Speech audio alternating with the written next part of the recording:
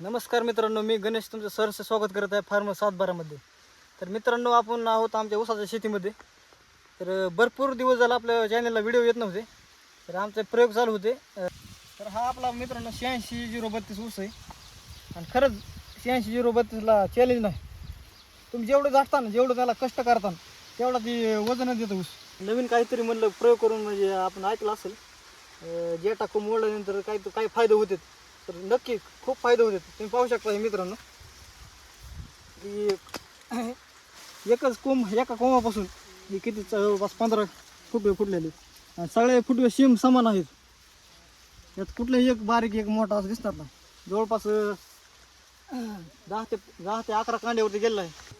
ही पेरेची size असू किंवा असा हाईटला ऊस सगळे सेम आहेत. जर आपण जेटा कोंब मोडला नसता तर फक्त जेटा कोंबच वाढला असता. हे बाकीचे सगळे कोंब खाली राहिले असते.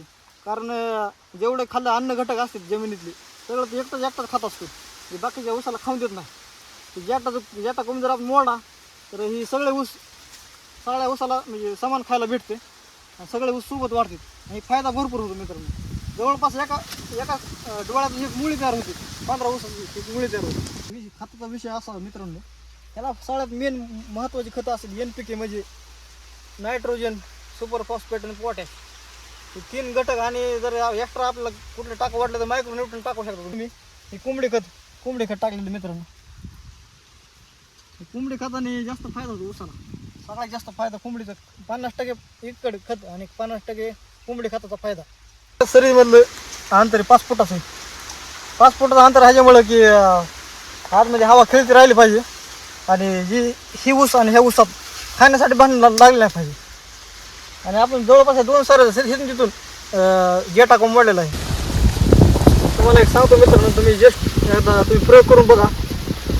जेटा कोंब मोडा आणि तुम्ही बघा नंतर कसं फायदा होतो. फक्त खताची मात्रा व्यवस्थित पडली पाहिजे. आम्ही वॉटर सोल्युबल खत याला सोडतात. 19 असेल, 0-32 असेल, त्या स्टेपमध्ये आम्ही ती खतं टाकत असतो. जय महाराष्ट्र. आता भेटत दुसऱ्या व्हिडिओमध्ये.